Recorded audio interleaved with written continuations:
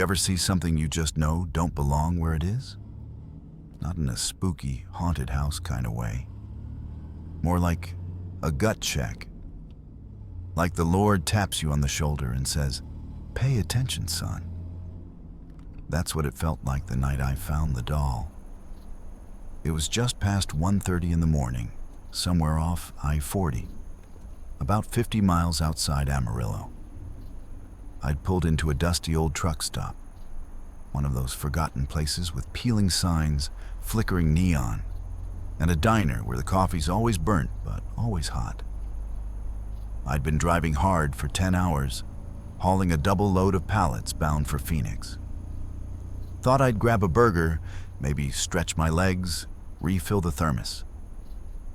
The lot was mostly empty, just me, a rig with Arkansas plates, and a busted-down Winnebago that looked like it hadn't moved since Bush Sr. No people, no dogs. Quiet, except for the hum of overhead lights and the desert wind. That's when I saw her. She was sitting on the curb right next to the dumpster. Tiny, soft, fuzzy ears poking up over a round cartoon head. Pale yellow fur, big round eyes, and a wide toothy grin that somehow looked a little too happy under the sodium lights. It was a Labubu doll. I didn't know the name then, but I'd seen something like it on my niece's TikTok. Weird little monster plush things kids were going crazy for. I walked over to it, thinking some kid must have dropped it out of their mama's SUV. Probably cried about it for 10 miles before anyone noticed. But no one was around. I bent down and picked it up. Light, maybe a foot tall. Not dirty, just a little dust on the paws. Someone had taken care of it. Still had a faint smell too, like lavender shampoo or maybe fabric softener. That's when I noticed the tag. It wasn't the brand label. Looked handwritten, faded Sharpie on a pink hospital band, wrapped twice around the plush arm. Emily, age 6, 09 Bodupso, Pyeongchang. My gut twisted just a bit. That was today's date. I stood there a minute, holding the thing in the silence, desert wind catching the hem of my jacket. I looked around the lot again. Nothing. No moms, no crying kids, no one at all. The doll just was there. Part of me wanted to toss it in the dumpster. But something stopped me. I thought of my niece, Abby, 6 years old next month. Bright, chatty, obsessed with plush toys and fairies and YouTube kids songs. Maybe this was the Lord's way of throwing me a bone. Something sweet to bring her from Uncle Ray. So I tucked the doll under my arm, walked into the diner, and ordered a burger and black coffee to go. 20 minutes later, I was back in the cab. Pulled out onto the highway, heading west under a sky full of stars. I tossed the doll onto the passenger seat. It flopped over harmlessly, grinning at the windshield like it was happy to ride shotgun. I smiled to myself. Abby's gonna love this damn thing. The next 100 miles were uneventful. Country radio, mile markers counting down. Nothing but long black road and the hum of my own thoughts. I stopped once for a bathroom break near a rest area. Got back in the truck, reached over to the passenger seat to adjust the doll. But it wasn't there. It was sitting upright, like someone had placed it neatly, legs dangling over the edge, arms resting in its lap. I frowned. Maybe I'd said it like that without thinking. Long drives do that to you. Mine plays tricks. I reached over, knocked it down flat again. You don't get front seat privileges till you pay for gas, fuzzball. 10 minutes later, I glanced over again.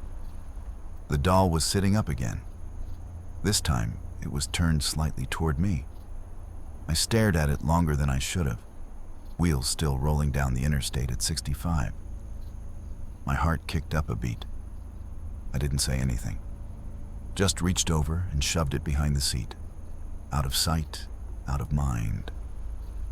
I made it to a way station around 3:45 a.m., parked the rig in the long row of sleeping trucks. Desert air was cold, sky starting to lighten behind the mountains. I killed the engine, rubbed my eyes. One more stretch, then a nap. 2 hours, maybe 3. I opened the door, stepped down, and reached behind the seat to grab the doll, planning to throw it back in the sleeper bunk. But the space behind the seat was empty. I turned slowly toward the passenger side. The doll was back in the seat, buckled in. I don't remember buckling it. I didn't buckle it. It was buckled in, sitting upright, facing me, smile wide, teeth showing, and I swear, for half a second, just the briefest flicker of a moment, I thought I saw the chest rise, just once, like a breath. I slammed the door shut, hard enough to make the windows rattle. And I stood there in the pre-dawn cold, heart hammering like I'd just run a mile. My hand gripped the metal railing of the rig, and I whispered, more to myself than anything else, "Okay, Ray, get it together. You're tired. That's all this is. You're tired." But inside that cab, the doll was waiting, and she was buckled in. The delivery was routine. Big warehouse on the edge of Phoenix, chain-link fence, 2 forklifts already waiting before I backed the trailer in. The desert sun was meaner than usual. Sky like bleach, heat rising off the asphalt like smoke. I signed the paperwork, exchanged a few tired nods with the warehouse boys, and climbed back into my rig. The doll was still in the passenger seat, still sitting upright, still buckled in, still smiling that impossible too-wide grin. I didn't look at her long, just long enough to remind myself it was just a toy.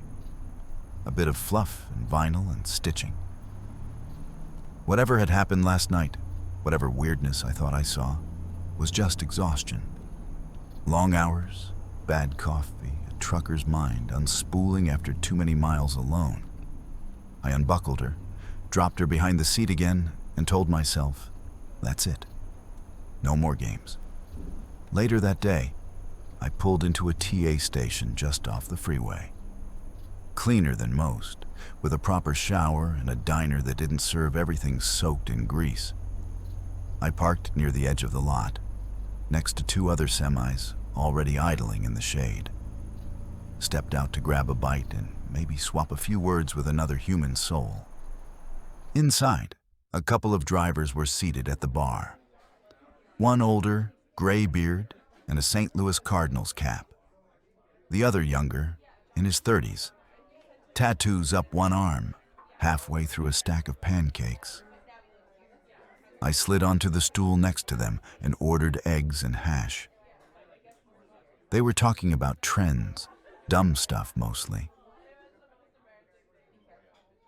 Viral dances, collectible toys, kids driving their parents nuts with online fads.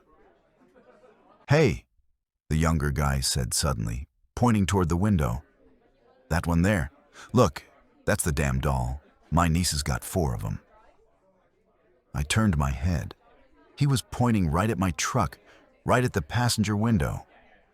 And through the glass, in plain view, was Labubu, sitting up again, perfectly still. I stared at it. I thought they were only selling them in Asia. The younger guy went on. "Guess they're over here now. Creepy little bastard though, huh?" "Yeah," I muttered. "Creepy." I finished my breakfast quick and got out of there.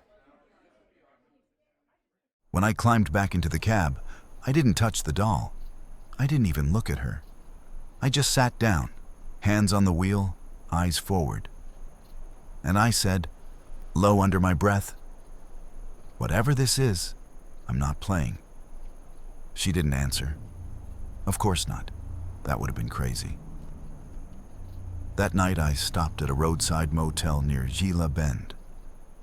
Just wanted a bed that didn't move, a working shower, and a door I could close behind me. The kind of place with buzzing lights, a faded pool, and the smell of mildew trapped in the air conditioning. I checked in under Ray Thomas, room 12, dropped my duffel on the bed, and took a shower long enough to steam up the mirror twice. When I came out, towel around my waist, I froze. The doll was on the bed, sitting at the foot of it, facing the bathroom door, grinning. My mouth went dry. I didn't bring her inside. I know I didn't. I left her behind the passenger seat, buried under my extra coat. I even remember looking back before locking the truck. She wasn't in my hands. She wasn't in my bag. She wasn't... I walked slowly over to her, heart thudding, reached out and touched the fur. Still warm, maybe from being in the truck all day. But it didn't feel like the warmth of sunlight. It felt wrong, like body heat, like something living. I picked her up. Her tag dangled from her arm, that same shaky handwriting.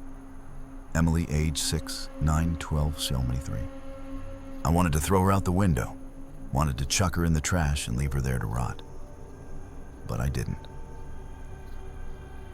Instead, I set her on the floor by the closet and climbed into bed. It took hours to fall asleep.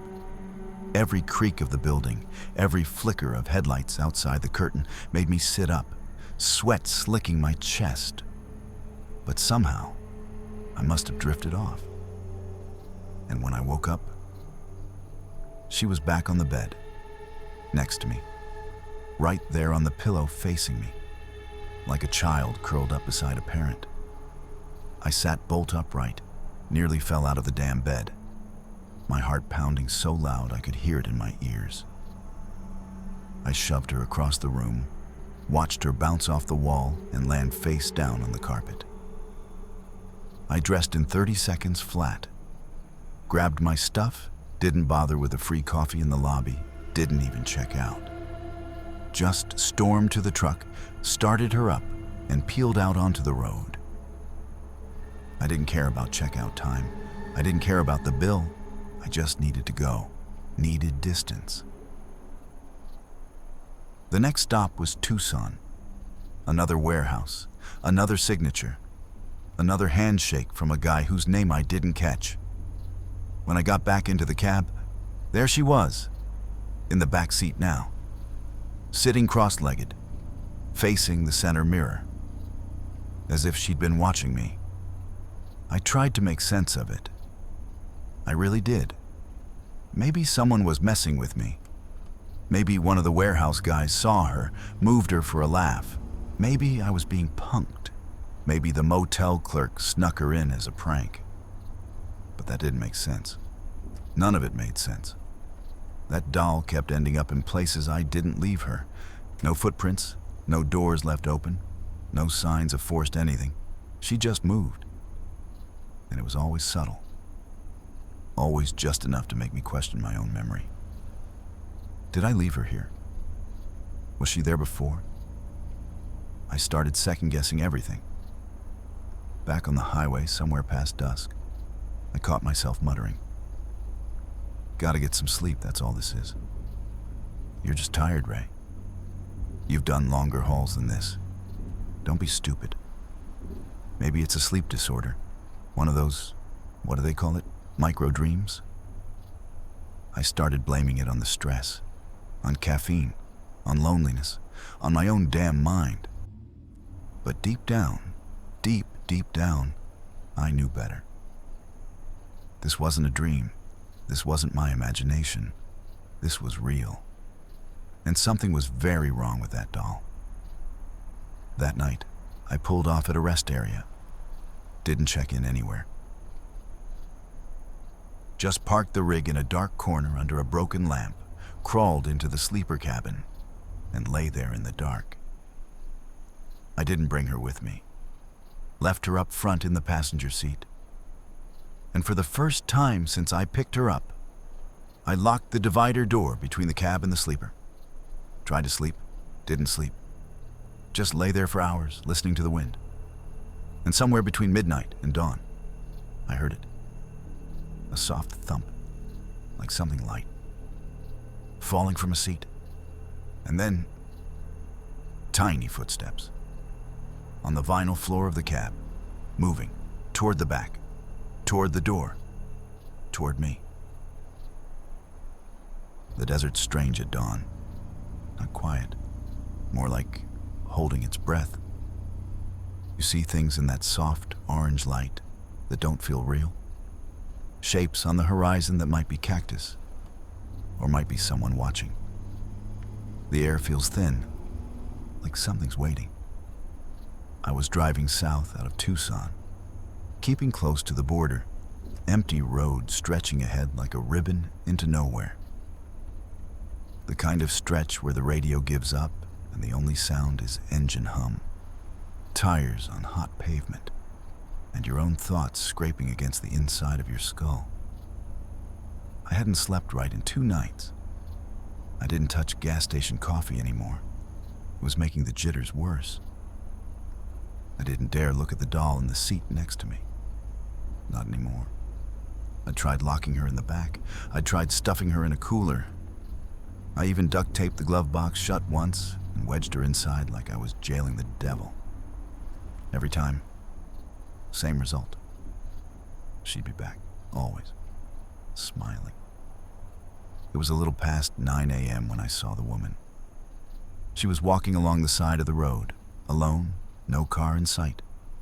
Mid-30s maybe, shoulder-length dark hair, flannel shirt tied around her waist, backpack slung low. Her thumb was out, but her eyes weren't hopeful. They were glassy, worn, like someone on mile 200 of a 100-mile journey. I don't usually stop for hitchers.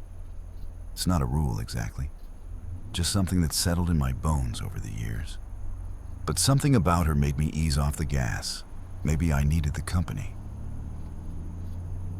Maybe the silence was getting too loud. I pulled over. The engine growled low, then died. She walked up to the door on the passenger side. I reached over and popped it open. "You okay?" I asked. She nodded. "Just trying to get to Las Cruces. You're lucky. That's where I'm headed." She climbed in without hesitation, closed the door, and then she saw the doll. Labubu was sitting up again, like always. Perfect posture, grin wide, ears perked. The woman froze. "That thing yours?" I gave her a half-hearted chuckle. "Found it. Thought my niece might like it. Keeps ending up in the front seat." She didn't laugh. She stared at it for a second longer, and then without asking, she opened the glove box, shoved the doll inside, and slammed it shut. The latch clicked. I blinked. "Guess you don't like dolls." She wiped her hands on her jeans, as if the thing had left something on her. "There's something wrong with it." I looked at her. She wasn't smiling. Her voice didn't carry that joking tone people use when they say stuff like that. "You okay?" I asked again. She opened her mouth to answer, and blood poured from her nose. I mean poured, like a faucet, red and thick and sudden. It splattered down her shirt, her lap, her arm, her hand. She gasped, put both hands to her face. "Oh God, oh God." I reached over instinctively to help, grabbing a stack of napkins from the dash. Here, put pressure on it." But she was already fumbling with the door handle. "No, I need to get out." "You're bleeding. Hold on." She opened the door and practically fell out onto the roadside gravel. I jumped down after her, but by the time I reached the other side, she was already walking, fast, head tilted back, one hand held out like she was trying to keep me away. "Wait, let me drive you to urgent care or something." "No!" She shouted, her voice cracked and raw. No hospitals, no trucks, no dolls, no more. She was backing away now, stumbling, nose still bleeding, hands smeared red.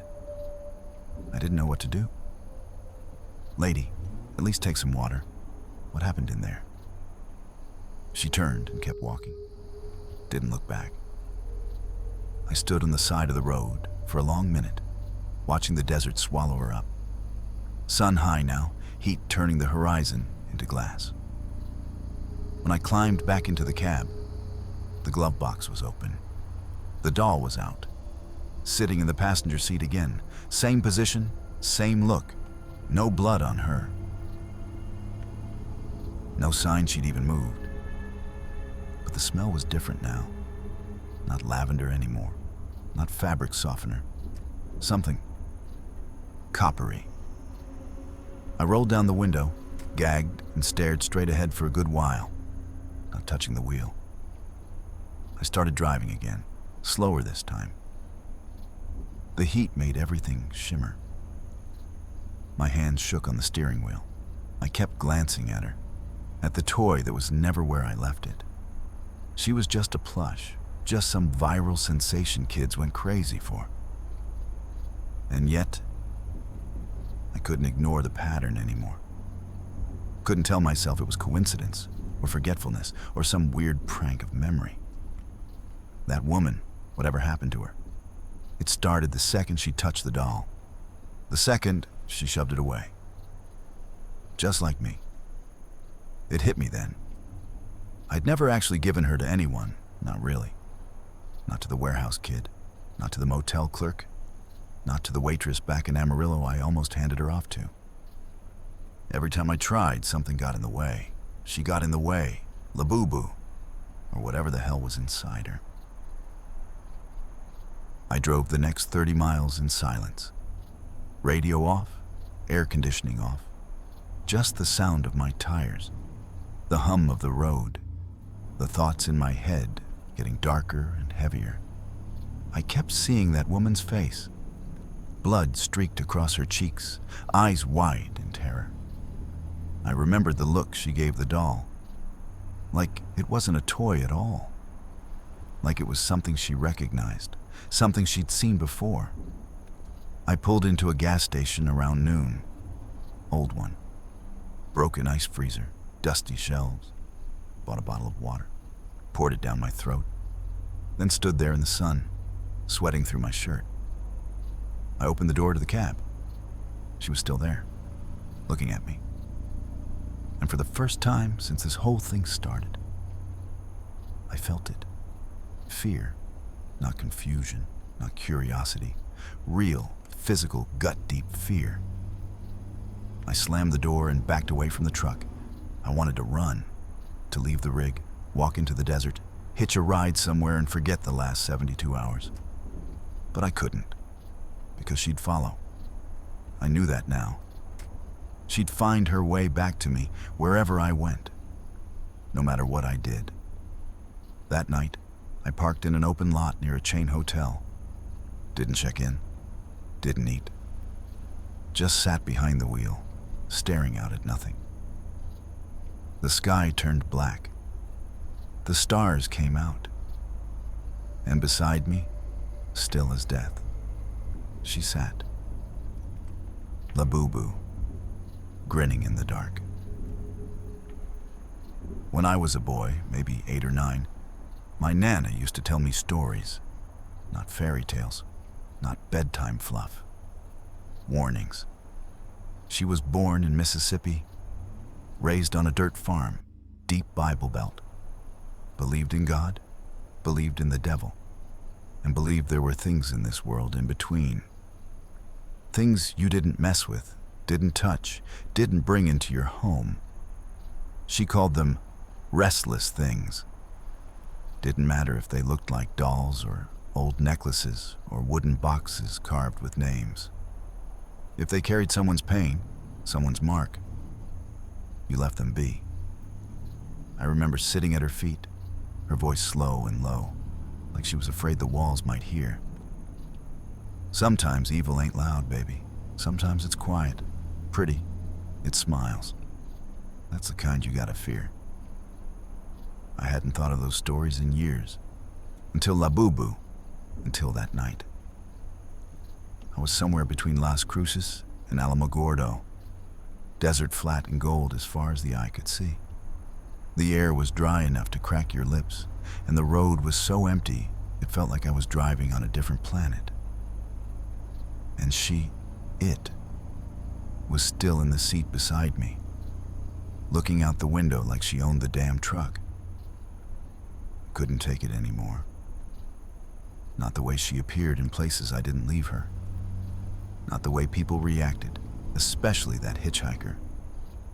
Not the way the cab had started to smell faintly like rust and old wet dirt. Not the way my dreams were changing.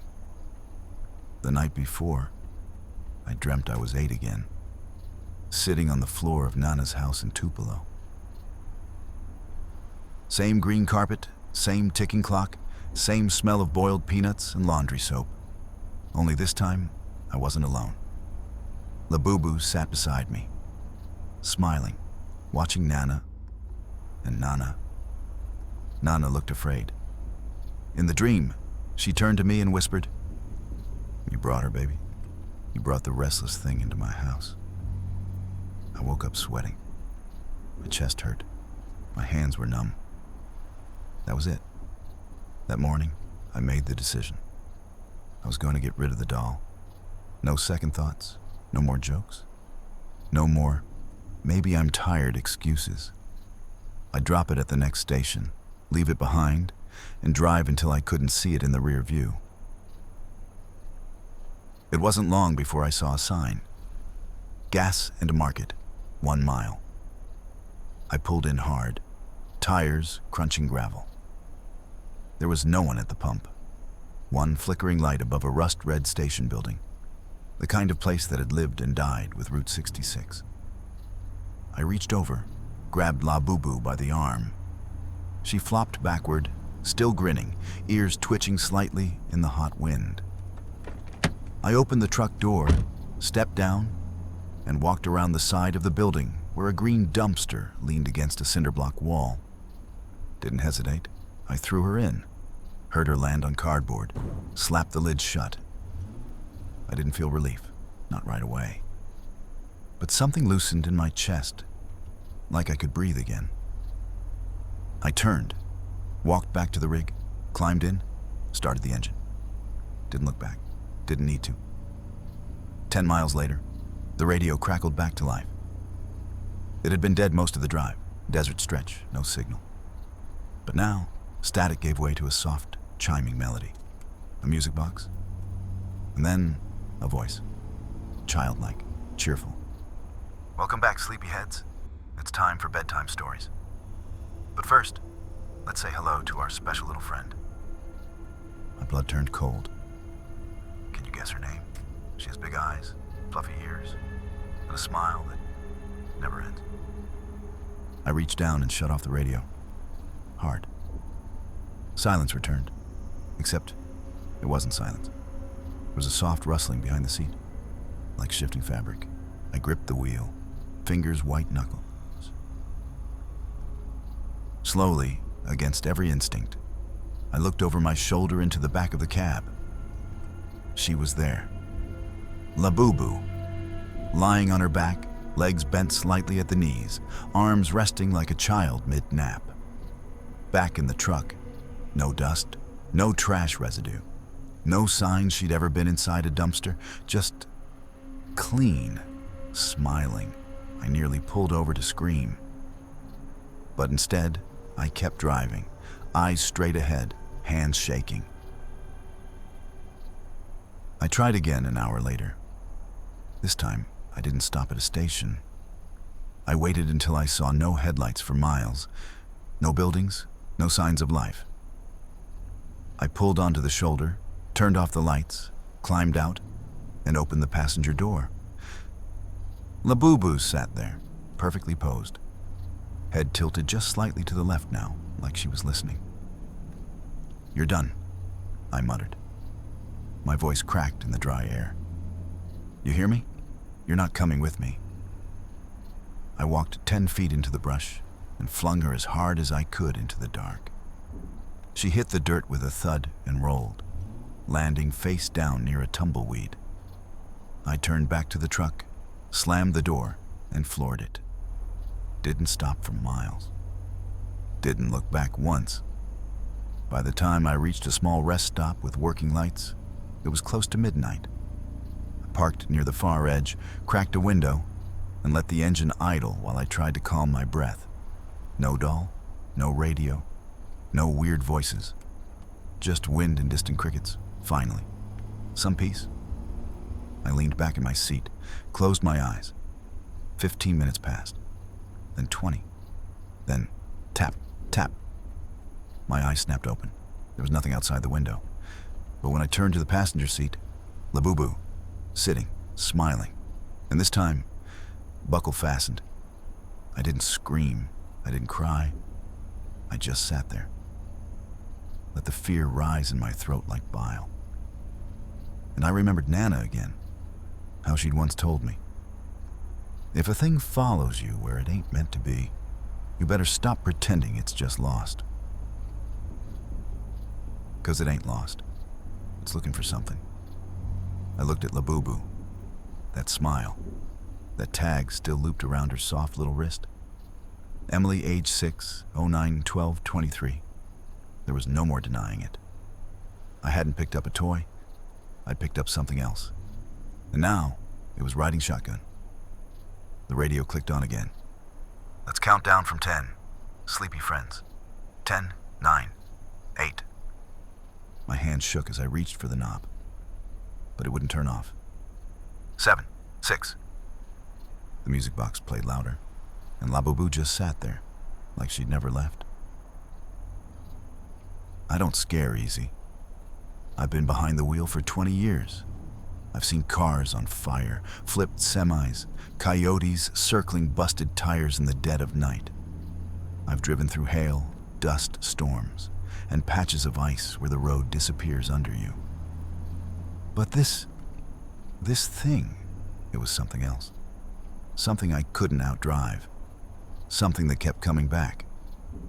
After the second return, after the glove box, after the radio, I'd still tried to rationalize it. Maybe I was breaking down. Maybe it was grief I didn't realize I carried, or sleep deprivation finally catching up to me. A breakdown, a psychotic episode even. I was willing to entertain anything. But the third time, after I threw her into the desert, no. That was no hallucination, no trick of the eye. That was real. And if she could crawl back from there, I had only one card left to play. Fire. I waited until nightfall. Took a small turnoff down a dirt access road. No lights, no buildings, no signs. A place you only find if you're looking for nowhere. I drove until I couldn't see the highway lights anymore. Then I stopped the truck, turned off the engine, opened the door, and stepped out into a windless dark. You ever stand in the kind of night where the stars feel like they're too close? Where the sky presses down on you instead of lifting you up? That's where I was. I opened the passenger side. She was there. Labubu. Still grinning, still smug, still waiting. I didn't speak. I just grabbed her by the scruff of that fuzzy yellow fur and walked about 50 yards away from the truck. The ground was dry brush and cracked earth.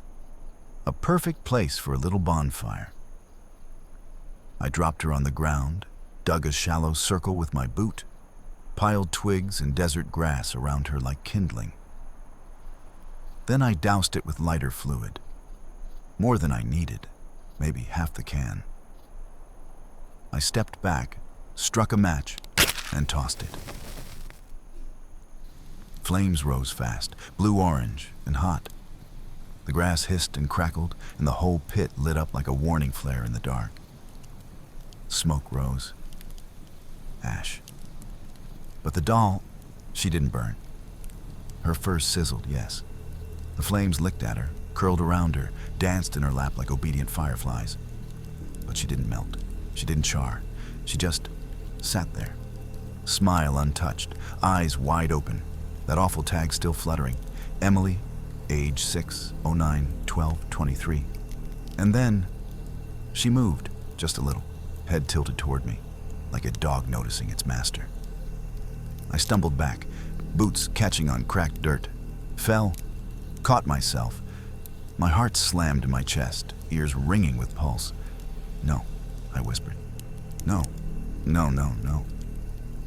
The fire died out on its own, not like it ran out of fuel, like it was suffocated, like the air didn't want to touch her anymore. She sat there, untouched, in the middle of the blackened circle, smiling, waiting. I ran, didn't even think. I ran back to the truck, flung open the door, climbed in, slammed it shut behind me, locked it, started the engine with hands that shook so bad I dropped the key twice. Headlights flooded the desert. Nothing moved. Until, there, in the corner of my vision, I turned. My stomach dropped. She was back, in the passenger seat. Not burned, not singed. Perfect, pristine, like she'd never left the factory, like I just unwrapped her for the first time. I stared at her, and this time, something in me cracked. Not from fear, not even from rage, from helplessness. I couldn't win. She wouldn't leave. I pulled back onto the highway. Didn't care what direction, didn't care how far. Just drove, fast. Headlights eating the road. Radio off, windows up, cab sealed like a tomb. I tried to pray. Words wouldn't come. Tried to sing hymns, but my voice broke on the second verse of Amazing Grace. And in the silence that followed, she giggled. I swear to God, I heard it, not loud. Just a soft, breathy giggle from the far side of the cab. High-pitched, childlike, happy. That's when I knew I couldn't do this alone anymore. I needed help, real help. Not another motel, not a mechanic, not another voice on the CB. Family, Mama. It was almost 2 a.m. by then. I pulled into a rest stop with one flickering streetlight and parked beneath it like it could protect me. I turned off the engine, took a deep breath, and reached for my phone. She was still there, quiet, watching. But I didn't look at her. I just hit Mom on the contact list and waited. 2 rings, 3. Then, hello? Her voice was groggy, confused. Ray? It's the middle of the night. Are you okay? I opened my mouth. Nothing came out. Not at first. Just the hum of the truck around me, the smell of melting vinyl, the weight in my chest. And finally, I found something, Mama, on the road. A doll. Pause. A doll? It's not normal. It's not right. I try to get rid of it. It comes back. It moves. People get nosebleeds. I burned it, Mama. I burned it and it didn't even flinch. Silence. And then, very softly. What kind of doll, Ray? One of those plush ones. Big eyes, fluffy ears. Says Emily on the tag. Long pause. I heard a shift in her voice. A seriousness. I want you to listen to me very carefully. Do you remember the stories Nana used to tell? I nodded, even though she couldn't see. The restless things, I whispered. Yes, not just stories. She knew people who lived through that kind of curse. Do you understand me? You picked up something that wasn't meant to be found. Something bound. I swallowed hard. Can you help me? She didn't hesitate. There's an old church near San Angelo. Father Mark is still there. He knew Nana. I'll call him. You go. First light. I nodded again, gripping the wheel. She won't let me go, Mama. She will, my mother said. If someone stronger than her tells her she has to. Then softer, almost like she was trying to say it without waking someone. Don't talk to it. Don't look at it longer than you have to. Just get to the church. I hung up. Didn't move, didn't blink. Just sat there, in the cab, under that single buzzing streetlight. And for the first time in years, I felt small. I looked at her. Labubu. Her smile hadn't changed. But suddenly, I felt like she knew something I didn't. Something I didn't want to learn. There's a kind of tired that sleep can't fix. That's the kind of tired I was when I pulled off the road and parked beside a weather-worn diner with a flickering, open 24 hours sign. The O, half dead and buzzing. It stood alone at the edge of some nowhere town in Texas. One of those places that looked like it had been abandoned and then reluctantly reopened by force of habit. I let the truck idle for a moment, just breathing. Listening to the engine purr beneath me. Listening to her not move. Labubu was still in the passenger seat. Still buckled in like a polite little passenger. Smiling at the window. Or maybe at her reflection. Or maybe at me. I didn't speak to her. Not anymore. I grabbed my phone, shoved it in my jacket pocket, and stepped out. Inside the diner, a single waitress wiped down the counter with tired hands. Her name tag said Jess, and her eyes said, "Don't talk unless it's about coffee." A half-dozen red stools lined the bar, a jukebox flickered in the corner, and the air smelled like fried grease and powdered eggs. I slid into the booth in the farthest corner, away from the window, away from the truck. Jess poured me a coffee without asking. I nodded my thanks, didn't drink it. Instead, I pulled out my phone and stared at the screen. My thumb hovered over the name that just said Mom. I'd already called her the night before, after the fire. But that call had been panic, heat, desperation. This one needed to be different. This one needed answers. I tapped call. It rang twice. Then her voice. Tired, warm, familiar. Ray? Hey, Mama. You okay? No, I said quietly. Not really. A pause. Where are you? Couple hours outside San Angelo, I think. Middle of nowhere. Diner with a bad neon sign. She breathed in through her nose. You still have it? I didn't answer. She already knew. I need to ask you something, I said. Go ahead. Do you remember any stories Nana told you? About cursed things, objects, possessions, dolls? Another pause. A longer one. Then she said, You're not the first person in this family to find something like that. I blinked. What? When I was little, back in Tupelo, your great-uncle Henry brought something home. An old wooden box with carvings on it. He found it in a crawl space under a church they were demolishing. Thought it was antique. Sold it a week later, but what? Everyone in that house had night terrors for months. Nana said she found the box 3 more times after they sold it. Just reappeared, like it belonged. I rubbed my temples. My coffee was still untouched, going cold. Nana called them restless things, I said. I remember. She said they weren't haunted exactly, just unfinished. She always believed some pain doesn't end when a person dies. That sometimes it gets trapped in objects. Dolls, mirrors, furniture. Especially things children loved. Things they held when something terrible happened. I looked out of the window. My truck was still there. The silhouette of that doll still visible in the cab. Mama, I whispered.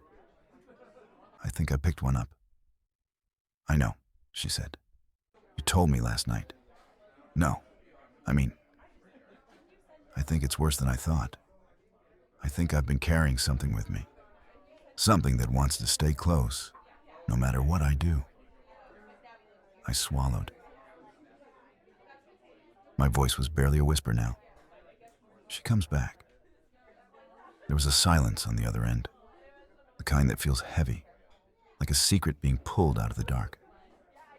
Then, there's a church, St. Isidore's. Do you remember it? Barely. I think I went there once as a kid. It's just outside our hometown, still standing. Father Mark is there. He was a young seminarian when Nana used to go. But he stayed. I called him this morning, after your first call. You told him? I told him enough. About the doll, about what it might be. And he wasn't surprised. That sank in for a moment. Ray, she said, her voice firmer now. You need to go there. Today. Before something else happens. I looked around the diner. Empty booths, a sleepy waitress, the clink of cutlery and coffee mugs, the kind of calm that makes you think the world is still normal. But it wasn't. Not anymore. Not for me. You think this can be fixed? I asked. I think it has to be, she said, or it's going to keep following you. And the longer you carry it, the harder it'll be to let go. You said it's tied to a child? I nodded before realizing she couldn't see. Tag says Emily, age 6. Same date I picked it up. Then that pain is still fresh. That spirit. Whatever it is, it's still awake. You need someone who knows how to put it back to sleep? For good. I let the words hang in the air. Outside, the wind picked up. Dust swirled in the parking lot. The fluorescent lights of the diner flickered, then held steady. I finally took a sip of my coffee. Lukewarm. Bitter.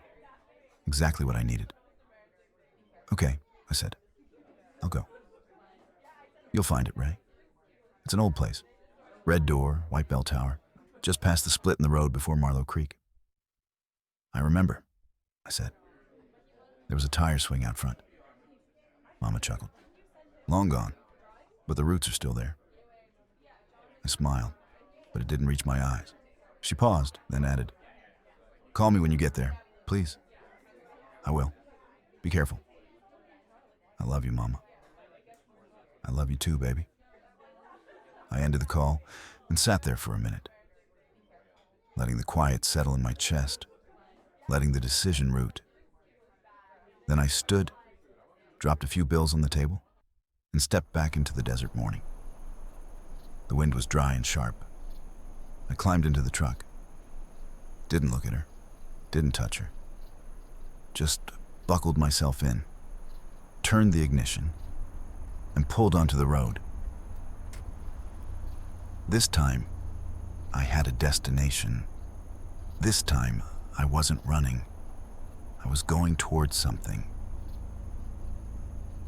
The road to St. Isidore's was the kind that didn't show up on most GPS systems.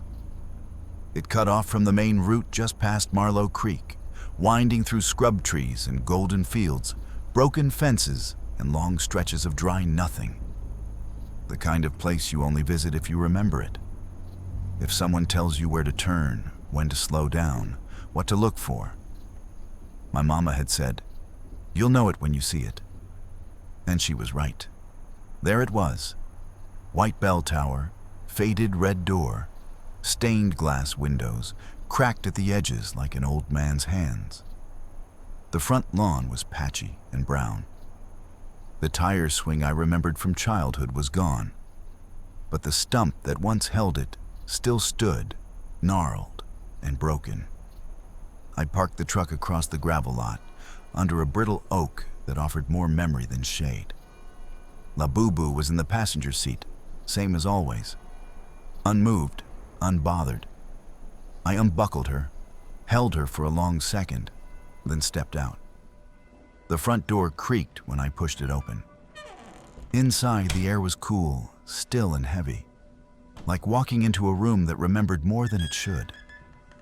Wooden pews lined the nave. Dust caught sunlight in slow, dancing columns. A worn crucifix hung above the altar. Everything smelled of candles, old hymn books, and quiet prayers. And then I saw him, Father Mark, late 50s, maybe early 60s. Trim beard, gray at the chin, collared shirt, calm posture, eyes like someone who had seen both beauty and horror, and now just wanted silence. He stood at the altar, turning toward me as if he'd been expecting the door to open exactly when it did. "Ray Thomas?" he said, stepping down. I nodded. "That's me. Your mother called?" He didn't extend a hand, and I didn't offer one. There was no need for formal greetings. "Thank you for seeing me." He gestured toward the pews. "Come, sit." We sat side by side near the front. The light through the stained glass bathed us in color, but it didn't feel warm. It felt filtered, muted, as if something outside didn't want to be fully seen in here. I took the doll out of my jacket. I had wrapped her tightly in an old flannel shirt, even though I knew it wouldn't matter. But somehow, it felt like respect, or maybe fear dressed up as manners. I laid her gently on the pew between us and unwrapped her. Father Mark didn't flinch, didn't gasp. He just looked at her, long, quiet, like someone reading an old book they hadn't seen in years. "She has a name," I said. "Emily, 6 years old. That's what the tag says." He nodded, still watching. "She keeps coming back," I added. "Wherever I throw her. I tried fire, doesn't burn. I tried leaving her in the middle of nowhere. She always finds the passenger seat." Still, he didn't speak. Finally, after nearly a full minute, he murmured, "Half a year ago, a child was brought here." I turned to him. "Here? No, not this church. A sister parish, north of Dallas." He finally looked away from the doll. His eyes met mine. "She was 6 years old. Her name wasn't Emily, but the story feels the same." What happened? We were told the child had been acting strangely, violent at times, speaking in voices not her own, sleepwalking, claiming things followed her at night. I stiffened. "That sounds like possession." "Yes." His voice didn't waver. "We don't use that word lightly, and not every case ends in ceremony. But this one, it did." "And the doll?" He looked at her again. The child had it with her, clutched it, even during the rite. The presence wouldn't release her until she let it go. And when she finally did, something shifted. The air, the weight in the room. He leaned in slightly. The priest leading the exorcism said he saw something move inside the doll's eyes, something that blinked once. I swallowed, hard. "So, what happened to it?" "No one knows. The family left, quietly. The doll was supposed to be destroyed." I gave a dry laugh. Didn't work. He looked at me again. His voice was calm, but there was iron behind it now. "And you're telling me you found her, just sitting on a truck stop curb, wrapped in dust, with a name tag, same age as the girl, same date I picked her up." Father Mark crossed himself. His fingers trembled just slightly. Then he looked me dead in the eye and said, "You've picked up something cursed, Mr. Thomas. Something anchored. And it doesn't want to let go." I leaned back, stared at the high ceiling of the church. And then I said what any reasonable man in my position would. "This is insane." He didn't respond. "I mean, demons? Possession? That's TV stuff. That's horror movie garbage." Still, he said nothing. I looked at him, trying to find some flicker of humor in his face, some crack in the facade, some wink that said, "You're being punked, Ray." But it wasn't there. There was only quiet faith, and an old man who had already buried too many secrets. "You're serious?" I asked. "You really believe something evil is living in this thing?" He didn't hesitate. "You've seen it with your own eyes, haven't you?" I said nothing. You tried to leave her. She returned. You tried to burn her. She wouldn't burn. You picked her up alone, but she moves. Others feel it too. Fear, dread, nosebleeds, voices. His voice lowered. She's a carrier, Mr. Thomas. A vessel. And if I don't do anything, then she rides with you. Forever. Until you pass her to someone else. Or she takes more than just your miles. Silence sat between us for a while. Longer than it should have. He looked at me gently now, like a priest offering confession instead of judgment. You're not cursed, he said. You just made the mistake of helping something that wasn't meant to be helped. I rubbed my face. My hands were cold. What do I do now? He stood. There's more you need to understand. More than I can say in here. He looked toward the back hall. A narrow doorway behind the altar. I want to show you something, he said. Something I think you're ready to see. I hesitated. Then I wrapped the doll back in the flannel, tight, and followed him into the shadows.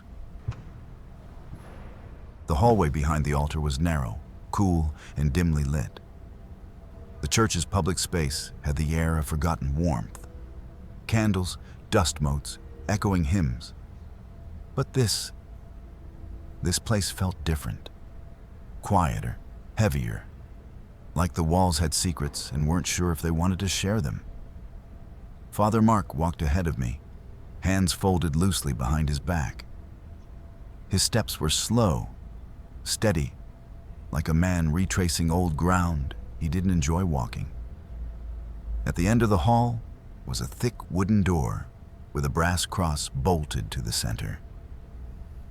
He pulled a key from his belt and unlocked it with a soft click. Inside, the archive. Rows of cabinets, shelves with old boxes, a few framed black and white photographs of priests and nuns I didn't recognize. A computer hummed quietly on a desk in the corner, next to a small reading lamp. The place smelled like cedar, dust, and aged paper. This is where we keep records, Father Mark said. Physical and digital, every notable case, unexplained phenomena, rights, possessions, you name it. I looked around. You're telling me churches actually document this stuff? He nodded. Always have. Since the very beginning. Most of it is private, internal. But some of us, we keep the old ways alive. He sat down at the desk, tapped a password into the computer, and pulled up a dark gray interface that looked older than the machine itself. Your case isn't unique, he continued. It's rare, but not unheard of. He typed a few words. The screen flickered. A loading bar appeared, then a file, a name, a date. Case 60 Vaubast A to March 2023, Fort Worth Diocese. He clicked it. A scanned document filled the screen, an official-looking PDF with church seals, handwritten annotations, and several attached photos. My breath caught when I saw the first image. It was a little girl, 6, maybe 7. Blonde hair, blue dress, big eyes. In her hands, Labubu. Same wide grin, same fur ears, same everything. She's not Emily, I said quietly. But it's her. Father Mark nodded. Her name was Rachel. She was brought in after several months of escalating behavior, speaking in other voices, sudden violence, objects moving in her room, pets going missing, the usual signs. He clicked to the next page. A transcript of the exorcism procedure. They attempted a standard rite, multiple sessions. The entity resisted, stronger than they anticipated. I frowned. Entity? He looked at me. We don't use the word demon lightly, but in this case, they did. I kept reading. The child began convulsing during the third session, Latin phrases spoken backward. The temperature in the room dropped by over 20 degrees. When Father Alonso attempted to invoke expulsion, the girl screamed and pointed at the doll.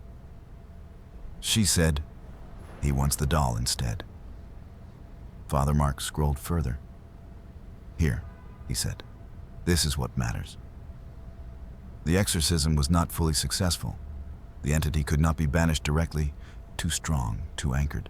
They made a decision. To save the child, they performed a binding rite, redirected the entity, contained it. I stared at the screen. They put it in the doll. Father Mark's voice was low. The child was holding Labubu during the rite. It acted as a conduit, a vessel. So they did the only thing they could. They locked the presence inside it. I backed away slightly from the desk. And that worked? Temporarily. Rachel recovered. The family was warned to destroy the doll immediately. He clicked to the final page. A newspaper clipping scanned into the record. Family of 3 found dead in house fire. No signs of forced entry. The picture showed the same little girl, smiling in a school photo. Next to it, a small plush doll, the one I'd been dragging across the country. My skin went cold. "What happened?" I whispered. "No one knows for sure," he said. "The fire was ruled electrical, but there were anomalies.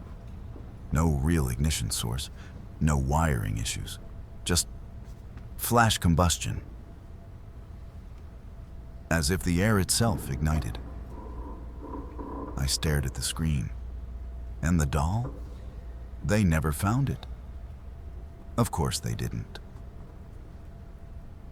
I sat down slowly on the edge of a filing cabinet. My hands trembled. My mouth was dry. So she's cursed, or worse, possessed. "She's more than that," he said. "She's a prison. Something dangerous was sealed inside her. And it's been riding with you ever since you picked her up." "Why me?" I asked. "Why would I find her of all people?" Father Mark shook his head. "Restless things don't stay buried. They wait. And when they sense an opening, a hand willing to pick them up, to give them passage, they move." I swallowed hard. "And there's no way to destroy it? Not by ordinary means? Fire won't work. Banishment takes more than Latin and holy water. It takes understanding." He paused. "There may still be someone who understands." I looked up. "What do you mean?" "One of the family members from the fire, the older brother. He wasn't home the night it happened. He survived." My pulse quickened. "Where is he now?" "In a mental facility. Voluntary hold. He hasn't spoken to anyone in months. But if anyone knows how this thing works, how it thinks, it's him." I stood. "Then that's where I'm going." Father Mark placed a hand on my arm. "I have to warn you, he's not stable. Whatever he saw, it broke something inside him." "So did this," I said, holding up the flannel-wrapped doll. "But I'm still standing." He looked at me with something between pity and respect. "Take this," he said, reaching into the drawer beside the desk. He handed me a wooden crucifix, plain and worn with use. "It's been blessed. Keep it on you." I nodded. "And this," he added, pulling a printed sheet from a drawer. "A prayer, Latin. Use it if she gets too close. Won't stop her. But it might buy you time." I took it, folded it, pocketed it. "What's the facility called?" "Green Hollow," he said. "About 2 hours northeast. Quiet place." I looked down at the doll, still smiling, still calm. But I felt something shift in the air again, like she knew where I was going and didn't like it. We didn't go back through the main nave. Father Mark led me through a side hallway that branched from the archive, narrow, stone-walled, lit by a single flickering bulb. It felt older than the rest of the church, like part of it belonged to a different time, a different faith, one that believed more in spirits than symbols. At the end of the hall was a door with an iron handle and a wooden sign above it. Oratory Sanctum. He opened it without hesitation. The room beyond was small and circular. An old prayer chapel, unused for years. A single stained glass window filtered in golden evening light. A dozen unlit candles stood in a half circle around a low stone altar, and a crucifix hung above it, dark with age and soot. It smelled like wax, oil, and something else I couldn't name. Old stone, buried faith. "Leave her outside," Father Mark said. I looked down at the flannel bundle in my hands. Labubu. She hadn't moved since we came into the archive. But she didn't need to. She was always watching, always waiting. I stepped back into the hallway and placed her on a bench beside the door. She slumped over slightly, but her grin never changed. As I shut the door behind me, something inside me whispered, "She knows what you're trying to do." The chapel was silent. No fans, no AC, just the soft creak of the candlestands as I stepped across the uneven floor. Father Mark approached the altar, opened a small drawer embedded into the stone, and pulled out a thin booklet, bound in leather, edges frayed. It looked hand-stitched. He handed it to me. "Latin prayers," he said. "Old ones, not modern revisions. These are the words used when the church still feared what it couldn't name." I opened the booklet. The script was neat but foreign. I'd never studied Latin. My mouth dried at the thought of trying to speak something I couldn't even understand. He must have seen the hesitation in my face. "We'll go through it together," he said. He reached into the same drawer and retrieved a small wooden crucifix, strung on a black cord, worn smooth from years of fingers. He pressed it into my hand. "Keep this on you at all times," he said. "Not as a symbol, as a boundary." I nodded, slipped it around my neck. The wood was warm. "Now," he said, "we'll begin." We started slow. He would say a phrase. I'd repeat it. "Sancte Michael Arcangeli, Sancte Michael Arcangeli, defende nos in proelio, defende nos in proelio." My tongue stumbled over some of it, but I kept at it. Mark was patient, quiet, focused. There was a rhythm to it, like something ancient moving through the walls. Like the words had weight, even if I didn't fully grasp their meaning. We went on like that for 20 minutes. The air felt thicker with every line.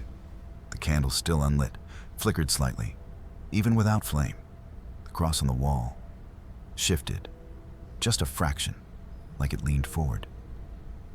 I rubbed my eyes, tried to focus. Father Mark took a step back and gestured to the book in my hands. "Now read it aloud, alone, the whole page." I hesitated. Outside the room, I thought I heard something, a faint scuffle, like fabric moving, a soft shuffle on stone, the doll. I glanced at the door. Father Mark didn't move, just nodded for me to begin. So I did. My voice shook at first, but as the syllables rolled off my tongue, they started to form rhythm, pattern, power. "Exorcizo te, omnis spiritus immunde," I kept reading. "In nomine Dei patches." The candles flared, though none were lit. Just bursts of movement, like flame trying to exist. The air grew colder, heavy, like breathing through cotton. Then, a sound, a sharp, sudden bang from the hallway outside. I stopped reading. "What was that?" I asked. Father Mark looked toward the door. His expression didn't change, but his eyes narrowed. We both knew what it was. He motioned for me to continue. I turned back to the page. Imperit tibi Deus. Wham! The door behind me shuddered, as if something had thrown itself against it. Candles snuffed out one by one. The room dimmed. Another slam, and this time, a voice. High, childlike, but warped, distorted. Don't. It came from behind the door, or through it, or in me. My hand clenched around the crucifix at my chest. Keep going! Father Mark barked, louder than I'd ever heard him. Imperit tibi Christus. The wind hit next. Not through windows, there were none. But inside the room, a swirling, invisible gust tore through the chapel. Papers flew, candles toppled. The crucifix above the altar swung wildly on its nail. And from outside the room, giggling, soft, delighted, like a child at play. The temperature plunged. My breath steamed in front of me. And then, silence. Dead. Still. Even the wind vanished. I looked at Father Mark. He stood firm, breathing hard, his eyes still locked on the altar. What the hell was that? I asked, my voice hoarse. His answer came slowly, not dramatic, not whispered, just firm, honest. The presence is aware now. You challenged it, and I didn't like that. I gritted my teeth. So, it's alive? It's awake. He turned to me fully. And you, Ray Thomas, are now more than a passenger. You're a threat, which means it will fight you. I backed away from the altar. What do I do? I'm just a truck driver. I'm not... He held up a hand. You're a man of faith. That's enough. I didn't feel like it. I felt like someone who had taken a wrong turn and picked up the devil at a diner curb. But he put a hand on my shoulder and said simply, Da opem tibi Deus. May God help you. Then, in English, may the Lord protect you wherever you go next. The wind hadn't returned. The candles remained dark. But something in the room still felt bruised, like the echo of a scream. I looked down at the book in my hands. I couldn't read Latin, but I'd just spoken words that had shaken something. And that something now knew my name. As we stepped back into the hallway, I glanced at the bench. The doll was gone. Green Hollow was tucked behind a tall gate and a grove of bare pecan trees. A squat, institutional-looking building with gray walls and narrow windows. The kind of place meant to keep people in, and maybe something else out. The front desk nurse didn't ask too many questions when I gave her the name. Visitor from Malcolm Ellis, I said, trying to keep my voice steady. She blinked slowly, glanced at the screen. You're not family? No, ma'am. Just someone with questions. That earned me a longer look, but she handed me a visitor badge without a word. Malcolm's room was on the second floor. Private, padded corners, a single bed bolted to the ground, and a small plastic chair near the window. No sharp edges, no books, no personal items. Just a man in a hospital gown, sitting cross-legged on the bed. Thin, pale, eyes like melted steel. He looked at me before I even knocked. You brought her, didn't you? He said. I froze in the doorway. I didn't say anything yet. You don't have to, he muttered, turning his face toward the window. I can smell her on you. That chilled me more than it should have. I left her in the truck, I said. He scoffed. Doesn't matter. She's always listening. Doesn't need ears. She hears through you now. I stepped in, shut the door gently behind me. I'm Ray, I said. I think you knew the family that I was the family, he snapped. Older brother.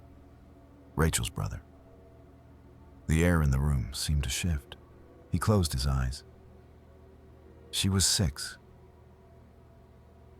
obsessed with that thing. It started as a gift, a random toy from some airport shop. Mom bought it on a layover. "Just a silly little monster," she said. He took a long breath, as if weighing whether to say what came next. It started small, whispers. Rachel saying the doll told her things, that her closet was a door, that she wasn't alone at night. I sat in the plastic chair, said nothing. The priest helped. At first, the exorcism, it worked for a while. Rachel came back. Her eyes, they were hers again. But the doll, he trailed off. The doll was still there. They should have destroyed it, should have burned it. But my mom, she thought Rachel would miss it. And after everything, they didn't want to traumatize her more. "What happened after?" I asked quietly. He looked at me for the first time. Really looked. 2 weeks later, I woke up in the middle of the night. Whole house smelled like smoke. My parents were already gone. Rachel was on the floor outside my door, eyes open, smiling. His voice cracked. She wasn't breathing. I felt something twist inside me, like someone wringing out a wet towel deep in my gut. I ran. Never looked back. Never told anyone about the doll. What good would it do? "Hey, officer, the toy did it?" He laughed, bitter. "They'd lock me up," which I guess they did anyway, in a different way. I cleared my throat. She came back. Malcolm blinked. "What?" "The doll. I found her 3 states over, at a truck stop, just sitting on the pavement. Same tag, same face." He looked like he might vomit. "Emily," he whispered. "They renamed her?" "Yeah. Says Emily, age 6, 009-12.23. Same age, same date." He shivered. "She always finds a new one." There was a long silence between us. Outside the window, a bird landed on the ledge. It didn't stay long. "I tried to burn her," I said. "Didn't work." "It won't," Malcolm said flatly. "She's not made of fur and stuffing anymore. She's a container. The priests, when they couldn't send the thing back to hell, they bound it into whatever it touched. At the moment it was weakest." "And that was the toy," I murmured. He nodded. "Rachel dropped it during the rite. They thought that was good enough. They didn't realize." He swallowed. "The demon didn't leave. It just changed shape." I clenched my fists. "So what do I do?" He looked at me, not with pity, with something closer to fear. "Don't speak around it. Don't plan around it. Don't even think too loud." I frowned. "Think too loud?" "She hears through you. That's how she knows where to go, what to block. She doesn't just sit. She listens. She waits. She manipulates." My heart pounded. "Why me?" "Because you're mobile," he said. "You picked her up. You let her in. You didn't mean to, but she doesn't care. She just needs passage, proximity, the right moment." He leaned forward now, voice dropping. "You think you're still Ray Thomas?" I blinked. "What?" "You are. For now. But the longer she rides with you, the thinner that line gets. The more she leans, the more she presses. You'll start losing time, blackouts, waking up not remembering where you've been." He looked past me, into nothing. "She's not done with you. Not till she has what she wants." "What's that?" I asked. He gave me a look like I'd asked what fire wants from wood. "She wants you, your body, your voice, your access. And once she's done with that, she'll take the next, and the next." I stood. My legs felt weak. "There has to be a way," I said. "Somewhere I can bring her. Someone who can end this." "There is," Malcolm said.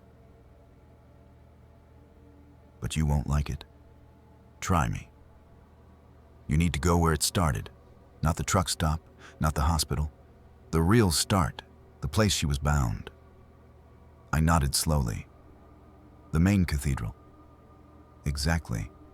They have the full right, the full records. A relic that might help. But she won't make it easy. She's already trying to stop me. Malcolm shook his head. She hasn't really started yet. I walked to the door, hand on the knob, then turned back. You ever think about trying again? Getting out? He smiled, sad, tired, and old. I'm safer in here than out there. You? You're already outside the fence? I nodded. Thanks. As I stepped out into the hall, I heard his voice one last time. Ray, you won't get rid of her just by hoping. You'll have to fight. And she will fight back. I left the facility and got back into the cab. Labubu was there, waiting, still buckled in, still smiling. I didn't say a word. Just started the engine and turned the wheel east, toward the cathedral, toward the end, or something worse. I left Green Hollow just past sundown, the last red light of day sinking behind me in the mirrors. The road ahead was long, empty, and, for once, felt like it might lead somewhere final. Like every mile I drove now had weight. Like I wasn't just hauling an invisible burden, but dragging it toward its end. The cathedral was 4 hours away. Father Mark had given me the name. Malcolm had confirmed the path. All I had to do was follow it. But she knew. Of course she knew. I hadn't even been back on the highway 20 minutes before the GPS started acting up. The screen flickered, then turned black, rebooted, then black again. I pulled over, popped open the dash, unplugged and replugged the unit. It turned back on, but the map wasn't right anymore. It kept rerouting me in circles, roads I'd never heard of, dead ends, dirt paths that didn't exist outside of backwoods legend. Come on, I muttered. Not tonight. I turned it off and switched to my phone's maps. Same thing, new route, then another, then back again. Each time it added miles, time, confusion. I looked over at her. Labubu, still seated, still buckled, still that same grin like she'd heard the whole conversation, like she'd programmed the GPS herself. I didn't say anything, just adjusted the wheel, turned the radio up, and kept going. 10 minutes later, the check engine light came on. Then the ABS light.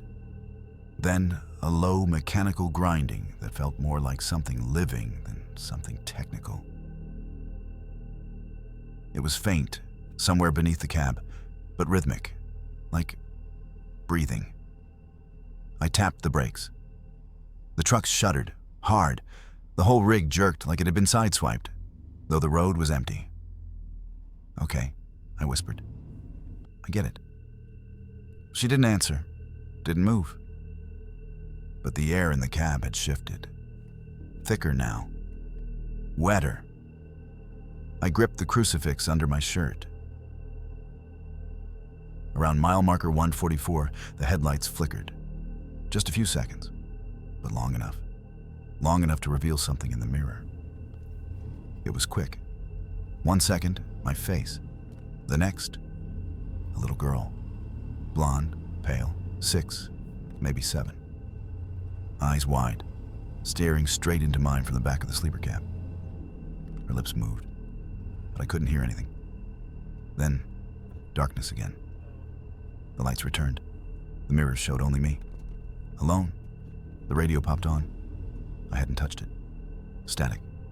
Then a soft crackle. A voice twisted and half-tuned, not mechanical, not fully human. Don't go there, Ray. I froze. My heart beat in my ears. She doesn't want to go back. Don't make her. The voice was wrong, like a child whispering underwater.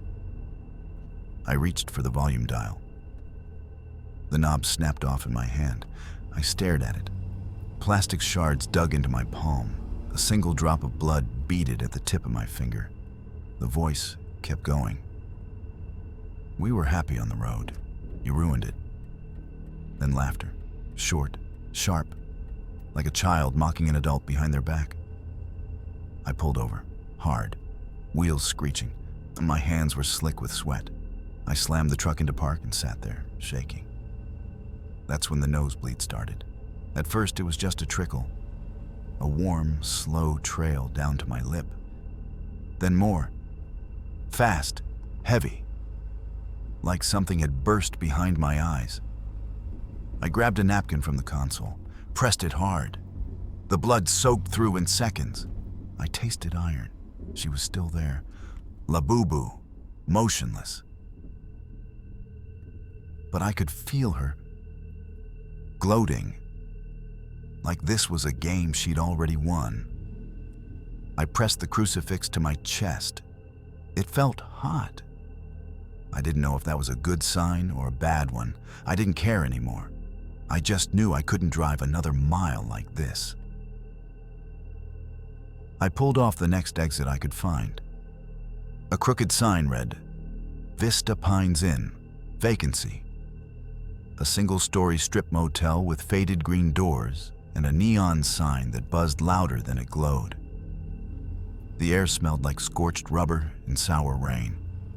Somewhere nearby, a dog barked once, then fell silent. I parked, cut the engine, and looked at her one more time. Her head was tilted now, just slightly, toward me. Inside, the motel clerk didn't ask questions. Barely looked up from his phone, just handed me a key, room 9, and slid the receipt across the counter. Cash only, he said. I paid, took the key, walked out without a word. Back at the truck, I opened the door. She was still sitting there, still watching, still smiling. I unbuckled her, held her in both hands. For the first time, I thought I felt something inside. Weight, not stuffing, not plastic, something shifting, alive. I carried her into the motel room. The door creaked behind me. Old yellow wallpaper, one queen bed, a chair that looked like it had lice, and a single lamp that flickered when I turned it on. I dropped my bag, locked the door, drew the curtains. Then I set her down on the bed, not gently. I sat across from her in the desk chair and stared. She stared back. Nothing moved, but I felt it, a pressure in the air, like I'd finally crossed a line. I'm going to finish this, I said aloud, one way or another. No answer, but I didn't expect one. The blood from my nose had stopped, but the fear hadn't. I got up, washed up in the cracked bathroom mirror, then returned and sat. We stared at each other for a long time. I didn't sleep, didn't even blink much. And I knew, tomorrow it ends. I didn't plan to die in a roadside motel, but something deep in me, something I hadn't wanted to name, knew that room 9 might be the last place I ever saw. There was no priest here, no sacred ground, no choir to back me with chants and incense. Just a faded comforter, a faulty lamp, and a doll smiling like it already knew how the night would end. I placed Labubu on the bed, dead center, facing me. The tag still dangled from her wrist. Emily, age 6, 09.12 on 23. She hadn't moved since I brought her in, but she didn't have to. I sat at the edge of the bed, cross around my neck, prayer sheet in my hand, and heart beating like it was already breaking through my ribs to escape. I took a deep breath and began. Exorcizote, omnis spiritus immunde. The words felt foreign in my mouth, dry, cracked, ancient. But I kept reading. In nomine Dei Patris. The light above the bed flickered. Once, then again. The temperature dropped sharply, like a door had opened to the void. My breath fogged in front of me. I stood now, louder. Imperit tibi Deus, keeper Mariam Virginem. The room shook. The cheap mirror cracked. Labubu didn't move, but the air around her did.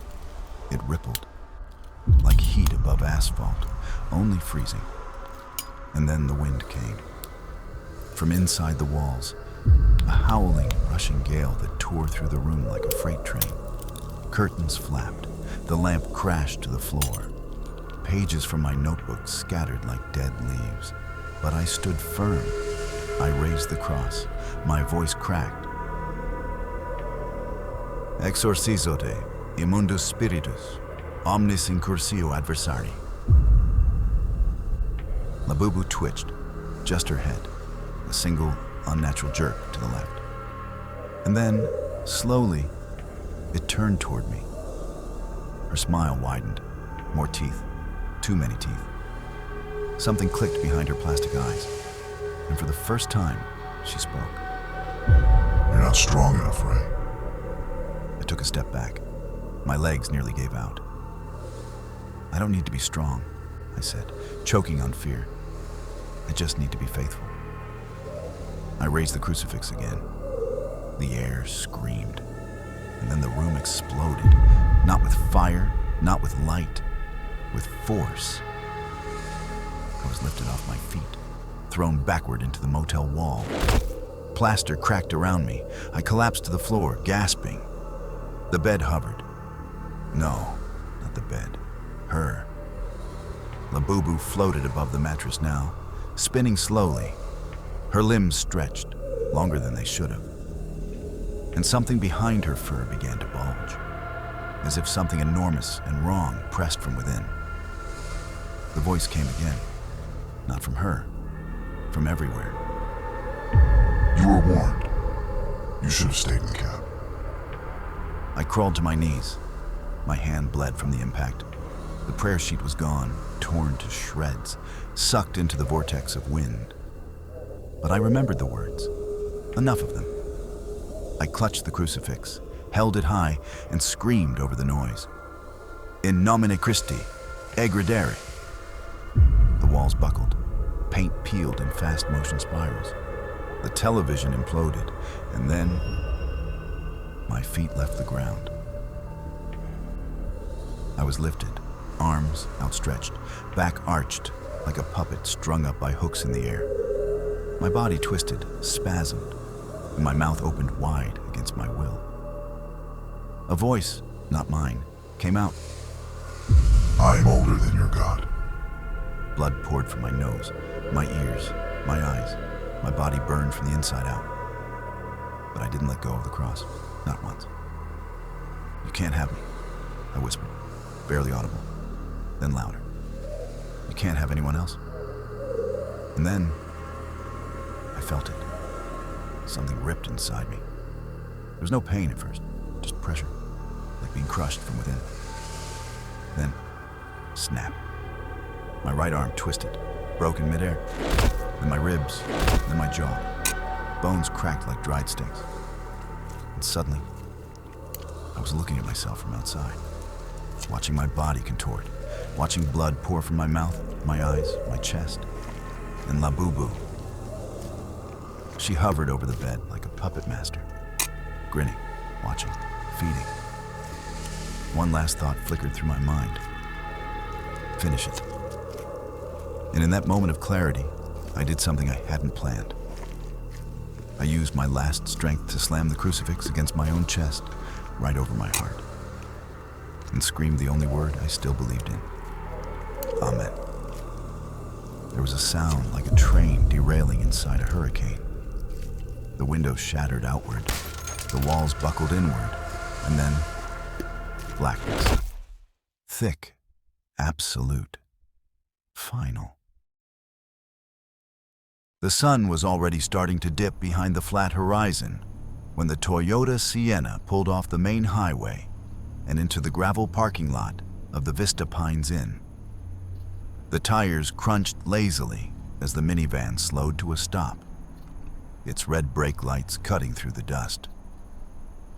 A small girl in the back seat pressed her nose to the window. Are we sleeping here? She asked, her voice a squeaky question mark. It's just for the night, Pumpkin, her dad replied, shifting the gear into park. Got one more day of driving tomorrow. Her mom yawned from the passenger seat, rubbing her eyes behind large sunglasses. I told you we should have stopped an hour ago. Babe, the dad said, with the soft exhaustion of a man trying to keep things together. There wasn't anything for 50 miles. This place will be fine. Kinda retro. She frowned at the flickering neon sign that now said, Vista Pnes Inn. One of the letters buzzed, then died. Room 9 hadn't been booked in months, not officially. The motel manager didn't mention that. Didn't mention that the police had come by 2 days ago to investigate a noise complaint and found nothing. No body, no blood. Just a ruined room. Walls cracked, furniture tossed, the smell of ozone and something worse lingering in the air. But no one was there. No trace of the man who had checked in under a fake name. No record in the system, no footage from the outdated security cams. Just a trashed room. And a doll, sitting on the bed. The family of 3 checked in with little fanfare.